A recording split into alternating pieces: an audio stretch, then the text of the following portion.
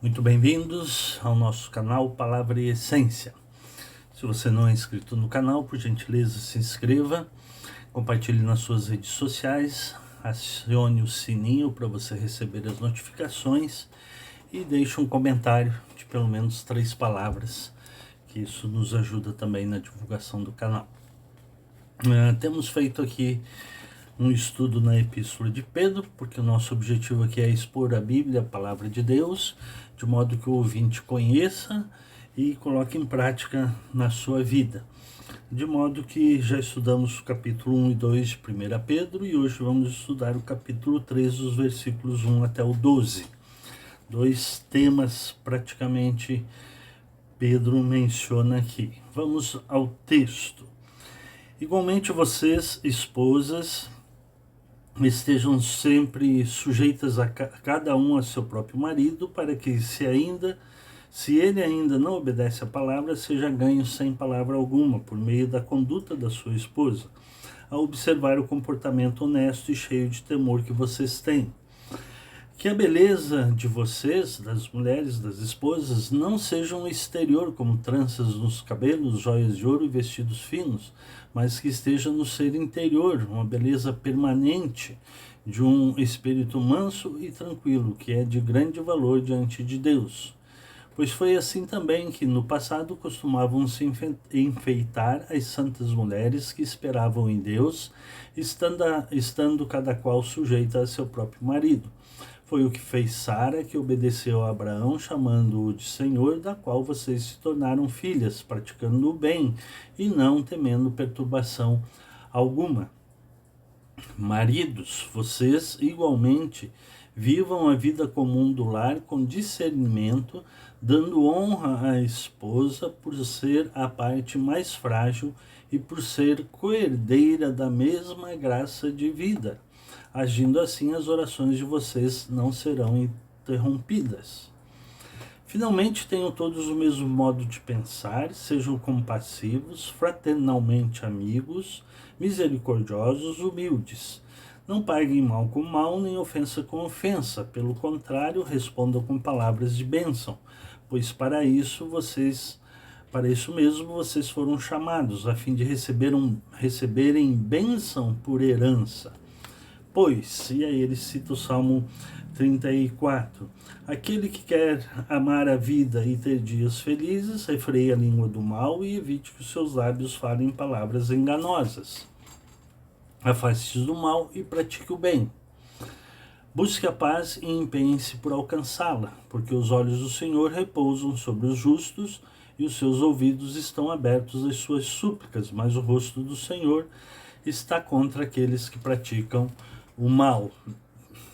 Muito bem, Pedro começa os primeiros 6 versículos falando da necessidade da esposa estar em harmonia com o seu marido no lar, no sentido, a palavra que ele usa aqui é sujeitas ou submissas. A mesma teologia nós encontramos em Paulo, no capítulo 5 de Efésios, versículos 21 em diante. Também encontramos o ensino de Paulo em Colossenses, capítulo 3, e assim por diante.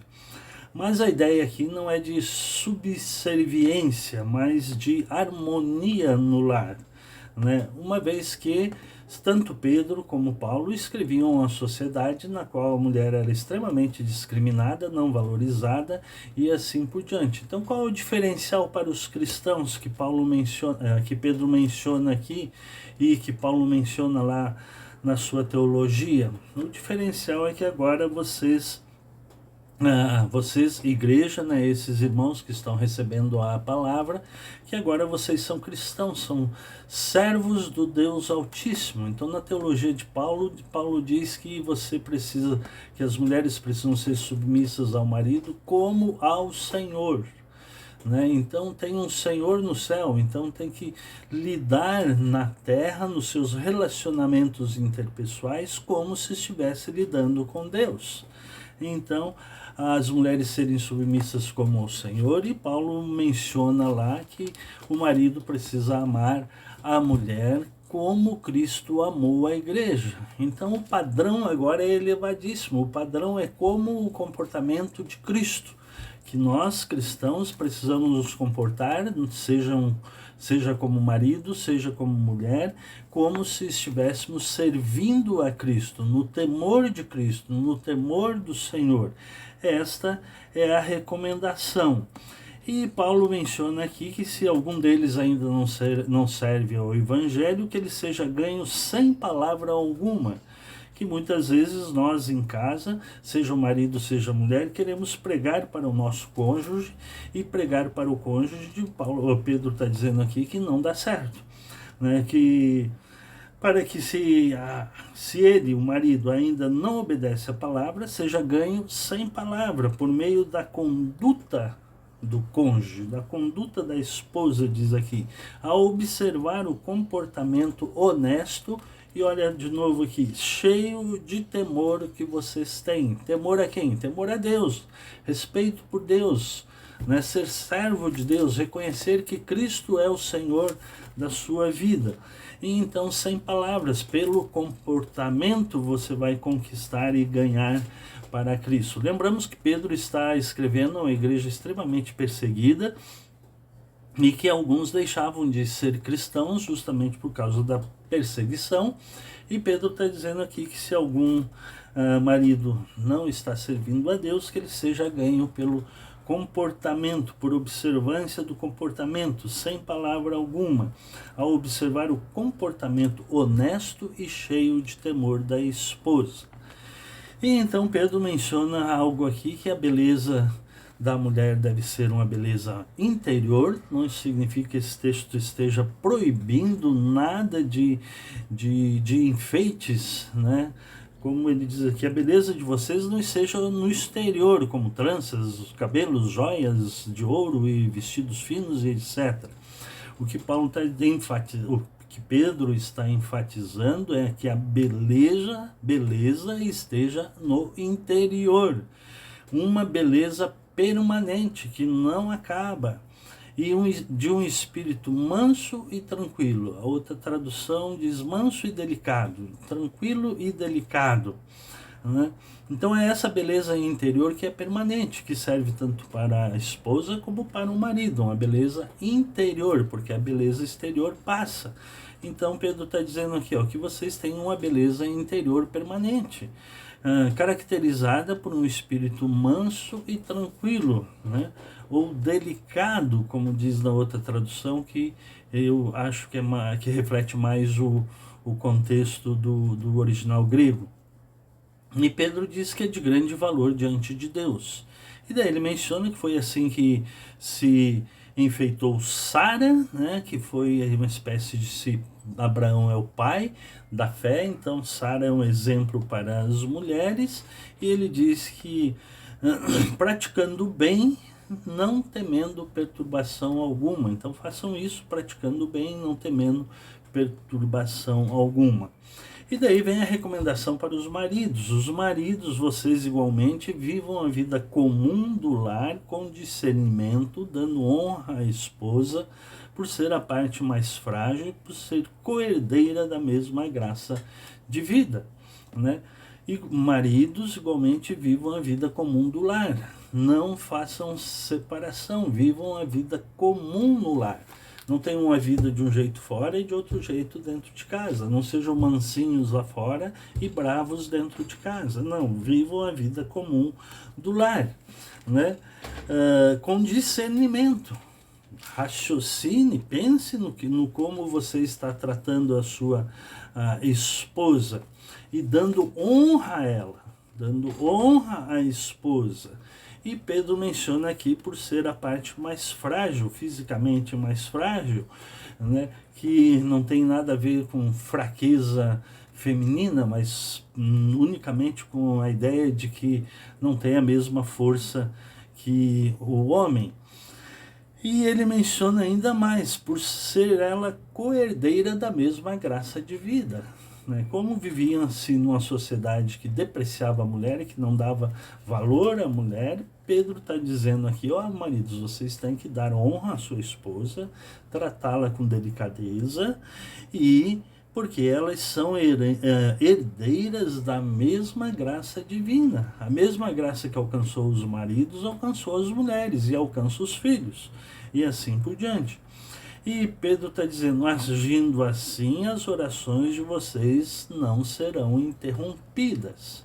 De modo que, quando há uma vida no lar sem discernimento, sem estar vivendo uma vida comum no lar e sem discernimento, diz o texto que as orações são impedidas. Agindo assim, as orações de vocês não serão interrompidas. As orações são interrompidas quando não há uma vida comum, quando não há discernimento, quando não há honra para com a esposa. É isso que Pedro está dizendo aqui. Então, para que as orações não sejam interrompidas, para que haja aquele ambiente de tranquilidade e de ambiente tranquilo para se fazer um culto doméstico, é preciso que haja um tratamento com honra, com delicadeza e sabendo que somos todos herdeiros da mesma graça divina. Então ele passa um ensinamento mais a partir do versículo 8, mais geral, falando, finalmente tenham todos o mesmo modo de pensar, que é uma característica típica da teologia de Paulo também, quando ele fala de unidade da igreja, de ter o mesmo modo de pensar a respeito do amor fraternal, a respeito de como deve se tratar uns aos outros, né? Tenham todos o mesmo modo de pensar, sejam compassivos, né? Compassivos, fraternalmente amigos, misericordiosos e humildes. Olha quanta característica boa para nós praticarmos aqui no contexto da nossa vida no lar e da vida na igreja. Finalmente tenham todos o mesmo modo de pensar. Tenham unidade no modo de pensar. Paulo explora bastante a questão da unidade, porque ele diz que a igreja é como um corpo de Cristo, e o corpo tem unidade. Quando um sofre, todos sofrem com ele. E então, aliás, Paulo vai mencionar também em Efésios que nós não devemos mentir uns aos outros, pois somos membros do mesmo corpo de Cristo. Né? E aqui o mesmo modo de pensar tem a ver com a unidade da igreja. Né? O mesmo modo de pensar, não é que eu não posso ter opinião diferente sobre diversos assuntos, mas o mesmo modo de pensar em relação ao que está escrito na Bíblia Sagrada, de tratar as pessoas com amor fraternal, né? De tratar o marido e a esposa como eu mencionei anteriormente. Mesmo modo de pensar, sejam compassivos, fraternalmente amigos, misericordiosos, humildes. Não paguem o mal com o mal, nem ofensa com ofensa. Pelo contrário, respondam com palavras de bênção. Paulo, em Efésios capítulo 4, também tem esse mesmo entendimento, no sentido quando ele diz que não saia da vossa boca nenhuma palavra torpe, mas unicamente a que seja boa e que sirva para edificação dos que ouvem. Aqui Pedro usa a expressão que nós devemos usar palavras de bênção. Não paguem mal com mal, nem ofensa com ofensa, pelo contrário, respondam com palavras de bênção. Abençoe o outro com as suas palavras. É isso que que Pedro está dizendo aqui.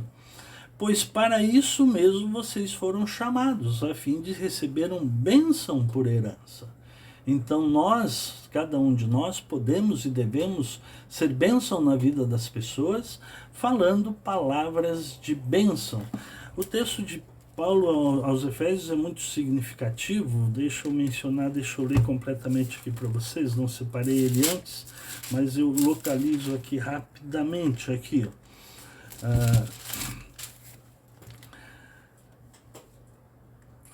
Não saia da boca de vocês nenhuma palavra suja ou torpe, mas unicamente a que for boa para a edificação, conforme a necessidade. Fale conforme a necessidade, para edificação. A que for boa para a edificação, conforme a necessidade, e assim transmita graça aos que ouvem. Graça aos que ouvem. Né? E Pedro está dizendo tem a mesma teologia nesse sentido, que nós devemos transmitir palavras de bênção. Então, em vez de responder mal com mal, ofensa com ofensa, responder com palavras de bênção.